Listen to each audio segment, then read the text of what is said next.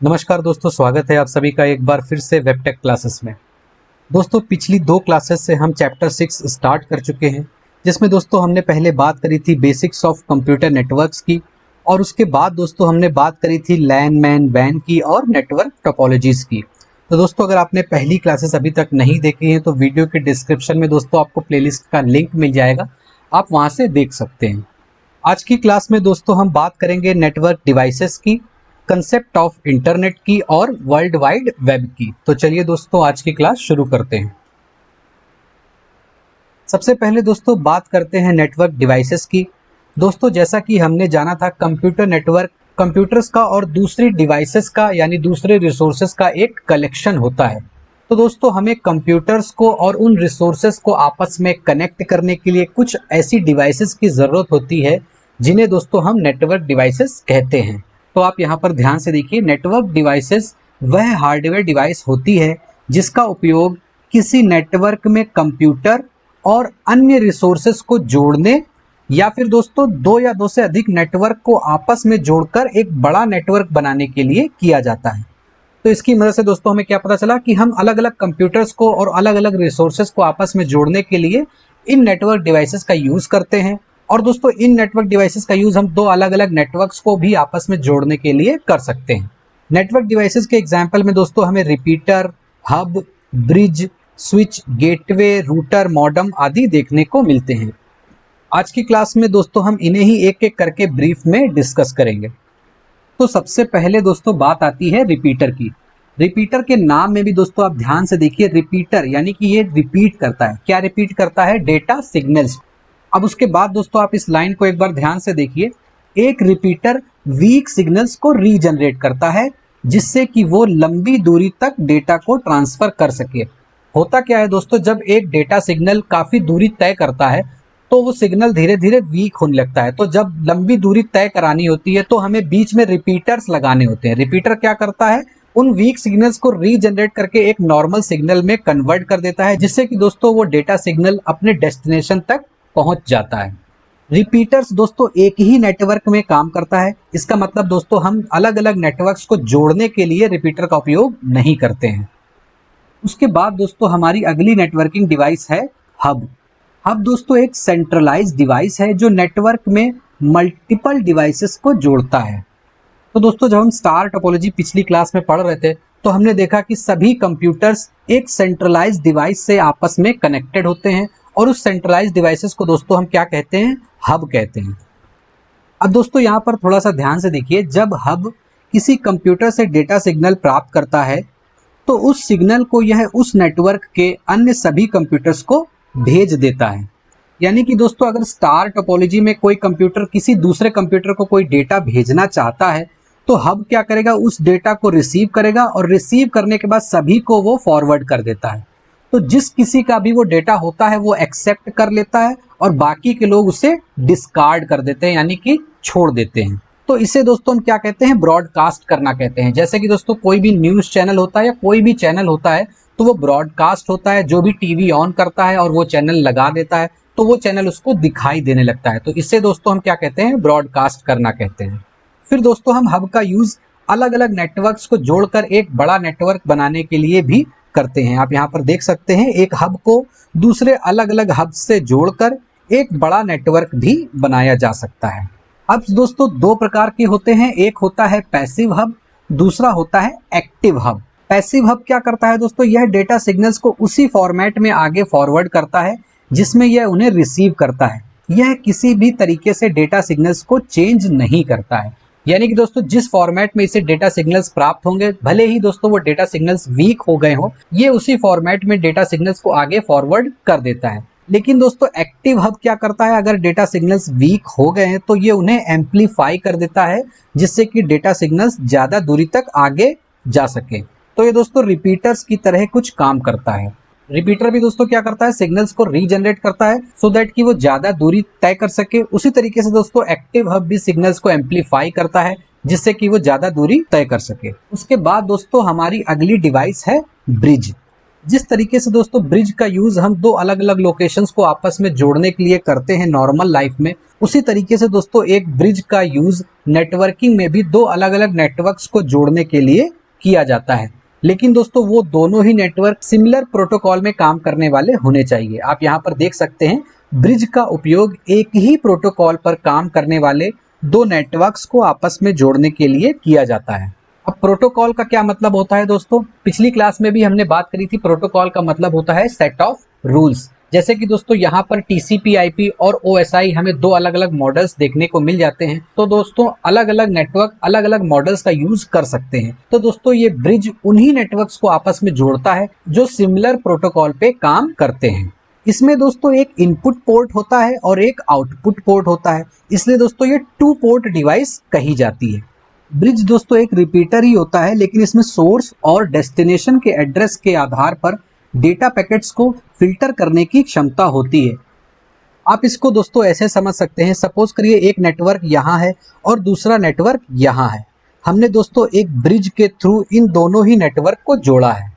और अगर दोस्तों इस नेटवर्क से कोई मैसेज ब्रॉडकास्ट होता है तो दोस्तों यहाँ पर जो ब्रिज है वो ये फिल्टर कर लेगा कि इस ब्रॉडकास्ट वाले मैसेज को आगे दूसरे नेटवर्क में भेजना है या नहीं है। तो इसमें फिल्टर करने की भी क्षमता होती है। उसके बाद दोस्तों हमारी जो अगली डिवाइस है वो है स्विच। स्विच दोस्तों एक मल्टी पोर्ट ब्रिज होता है। मल्टी पोर्ट का मतलब है दोस्तों इसमें 2 से ज्यादा पोर्ट्स होते हैं, यानी कि दोस्तों ये 2 से ज्यादा नेटवर्क्स को आपस में कनेक्ट करने के लिए यूज किया जाता है। जैसे कि दोस्तों हब का यूज हम कई कंप्यूटर्स को आपस में जोड़ने के लिए करते हैं, उसी तरीके से दोस्तों स्विच का यूज हम कई नेटवर्क्स को आपस में जोड़ने के लिए कर सकते हैं। और दोस्तों स्विच डेटा को आगे फॉरवर्ड करने से पहले एरर्स को चेक करता है। अगर उनमें कोई एरर होती है तो वो आगे फॉरवर्ड नहीं करता है। जैसे कि दोस्तों ब्रिज भी फिल्टरिंग करता है, उसी तरीके से स्विच भी फिल्टरिंग करता है, लेकिन ये मल्टी पोर्ट होता है। उसके बाद दोस्तों हमारी अगली डिवाइस है गेटवे। अभी दोस्तों हमने ब्रिज और स्विच की बात करी। ब्रिज और स्विच की मदद से दोस्तों हम सिमिलर नेटवर्क्स को आपस में जोड़ते हैं। सिमिलर नेटवर्क का मतलब वो नेटवर्क जो एक ही प्रोटोकॉल का यूज कर रहे हैं। लेकिन दोस्तों गेटवे एक ऐसी नेटवर्क डिवाइस होती है जिसका यूज हम 2 या 2 से अधिक डिससिमिलर नेटवर्क्स को जोड़ने के लिए कर सकते हैं। अब डिससिमिलर नेटवर्क क्या है? ऐसे नेटवर्क दोस्तों जो अलग अलग प्रोटोकॉल का यूज कर रहे हैं उन्हें हम डिससिमिलर नेटवर्क्स कहते हैं। आप यहाँ पर भी देख सकते हैं अलग अलग प्रोटोकॉल्स का उपयोग करने वाले नेटवर्क्स को डिससिमिलर नेटवर्क्स कहते हैं।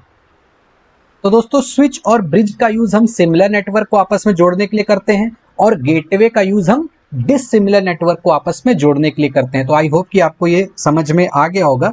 उसके बाद दोस्तों हमारी जो अगली नेटवर्किंग डिवाइस है वो है राउटर। राउटर दोस्तों एक ऐसी डिवाइस है जो IP एड्रेस के आधार पर डेटा पैकेट्स का रूट डिसाइड करता है। अब अगर दोस्तों बात करें कि IP एड्रेस क्या होता है, तो दोस्तों जितने भी सिस्टम्स या जितने भी कंप्यूटर्स इंटरनेट से जुड़ते हैं तो सबका एक अलग अलग एड्रेस डिसाइड किया जाता है और उसी एड्रेस को IP एड्रेस कहते हैं। तो रूटर के पास दोस्तों एक डायनेमिकली अपडेट होने वाली टेबल होती है जिसे रूटिंग टेबल कहते हैं और उसी टेबल की मदद से दोस्तों ये डेटा पैकेट्स का रूट डिसाइड करता है। रूट का क्या मतलब होता है दोस्तों, आप इसे ऐसे समझ सकते हैं एक बहुत बड़ा नेटवर्क है और उस नेटवर्क में कोई डेटा पैकेट किसी दूसरे कंप्यूटर पे जाना है तो बीच बीच में दोस्तों कुछ ना कुछ राउटर्स लगे होते हैं और वो राउटर ये डिसाइड करते हैं कि किस पाथ को फॉलो करते हुए वो पैकेट अपने डेस्टिनेशन तक जाएगा। राउटर दोस्तों सामान्य रूप से लैन और वैन को एक साथ जोड़ते हैं। उसके बाद दोस्तों हमारी अगली नेटवर्किंग डिवाइस है मॉडेम। मॉडेम दोस्तों 2 डिवाइसेस का एक कॉम्बिनेशन होता है। पहली है मॉड्यूलेटर और दूसरी है डीमॉड्यूलेटर। मॉड्यूलेटर का काम होता है दोस्तों डिजिटल सिग्नल्स को एनालॉग सिग्नल में बदलना। जैसा कि दोस्तों हम जानते हैं कि कंप्यूटर डिजिटल सिग्नल्स पे काम करता है, यानी कि बाइनरी में काम करता है और वो एनालॉग सिग्नल्स को नहीं समझता है। तो दोस्तों जब भी कोई कंप्यूटर कोई डेटा भेजता है तो मॉड्यूलेटर कंप्यूटर द्वारा भेजे गए डिजिटल सिग्नल्स को एनालॉग सिग्नल्स में बदल देता है सो दैट कि वो आगे फॉरवर्ड किए जा सके। और डीमॉड्यूलेटर क्या करता है दोस्तों, एनालॉग सिग्नल्स को डिजिटल सिग्नल में बदलता है। जब दोस्तों कंप्यूटर डेटा सिग्नल्स को रिसीव करता है तो जो सिग्नल्स आ रहे होते हैं दोस्तों वो एनालॉग सिग्नल होते हैं और उन एनालॉग सिग्नल्स को समझने के लिए दोस्तों डीमॉड्यूलेटर क्या करता है, उनको डिजिटल सिग्नल्स में बदल देता है जिससे कि कंप्यूटर उन्हें समझ सके।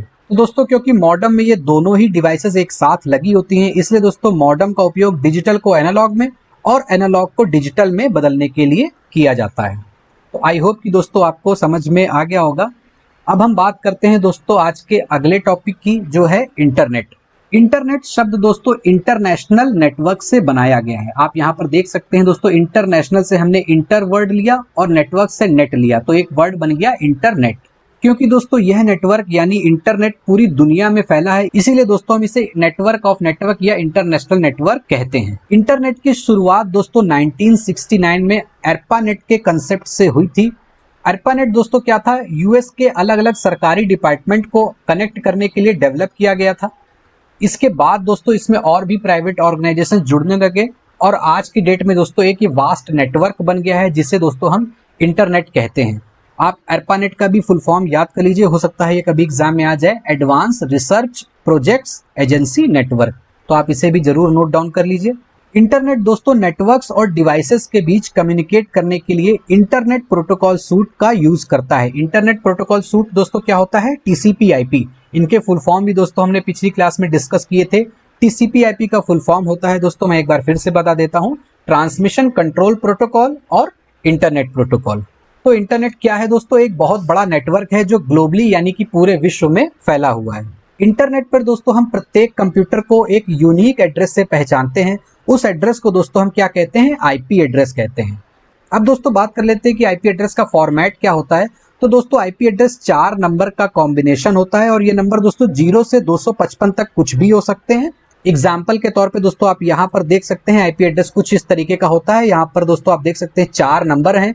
पहला नंबर है 110 यानी 110, दूसरा नंबर है 2, तीसरा नंबर है 0 और चौथा नंबर है 241। और इनको दोस्तों डॉट के थ्रू यानी फुल स्टॉप के थ्रू सेपरेट किया जाता है। तो आईपी एड्रेस दोस्तों कुछ इस तरीके का दिखता है, आप इसके फॉर्मेट को थोड़ा सा माइंड में बिठा लीजिएगा। फिर उसके बाद दोस्तों आज का लास्ट टॉपिक है वर्ल्ड वाइड वेब, जिसे दोस्तों हम शॉर्ट फॉर्म में WWW कहते हैं। वर्ल्ड वाइड वेब को दोस्तों अंग्रेजी वैज्ञानिक टिम बर्नर्स-ली ने 1989 में डेवलप किया था। यह दोस्तों एक इंफॉर्मेशन सिस्टम है जहां पर डॉक्यूमेंट्स और दूसरे वेब रिसोर्सेज इंटरनेट पर ग्लोबली उपलब्ध हैं। वेब रिसोर्सेज को दोस्तों एक्सेस करने के लिए हाइपर टेक्स्ट ट्रांसफर प्रोटोकॉल यानी HTTP का यूज करते हैं। यूजर दोस्तों एक वेब ब्राउजर के थ्रू इसको एक्सेस कर सकता है। जब कभी भी दोस्तों आप कोई वेबसाइट एक्सेस करते हो यानी कि दोस्तों आप कोई वेबसाइट खोलते हो तो आप कोई वेब ब्राउजर का यूज करते हो, जैसे कि internet explorer, Google Chrome, Mozilla, opera, इनमें से किसी भी आप वेब ब्राउजर का यूज कर सकते हो। उसके बाद दोस्तों आप वेबसाइट का एड्रेस टाइप करते हो जो HTTP से स्टार्ट होता है।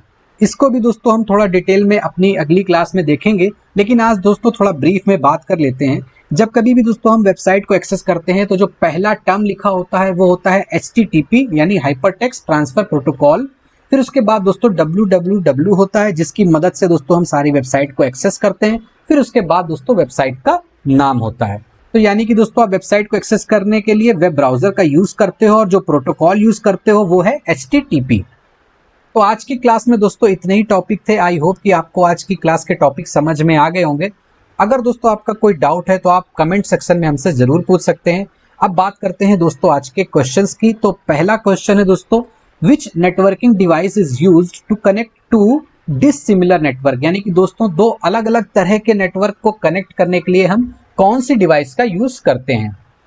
उसके बाद दोस्तों जो अगला क्वेश्चन है वो है, IP address is combination of how many numbers, IP address कितने नंबर्स का कॉम्बिनेशन होता है। क्लास खत्म करने से पहले दोस्तों बात कर लेते हैं पिछली क्लास में पूछे गए क्वेश्चंस के आंसर्स की। तो पहला क्वेश्चन पूछा था दोस्तों, which topology is called closed बस लूप टोपोलॉजी, तो इसका सही आंसर है दोस्तों रिंग टोपोलॉजी। और दूसरा क्वेश्चन पूछा था दोस्तों, which topology is also known as hierarchical topology, यानी कि हायरार्किकल टोपोलॉजी किस टोपोलॉजी को कहते हैं, तो इसका सही आंसर है दोस्तों ट्री टोपोलॉजी। आज की क्लास में दोस्तों इतना ही है। अगर आपको ये क्लास पसंद आई हो तो वीडियो को लाइक जरूर कीजिए, और दोस्तों अगर आप इस चैनल पर नए हैं तो इस चैनल को सब्सक्राइब जरूर कीजिए, और दोस्तों अपने उन दोस्तों के साथ भी शेयर कीजिए जो CCC या O लेवल की तैयारी कर रहे हैं। तो फिर मिलते हैं दोस्तों अपने अगले वीडियो में, तब तक के लिए bye bye, take care and thank you for watching.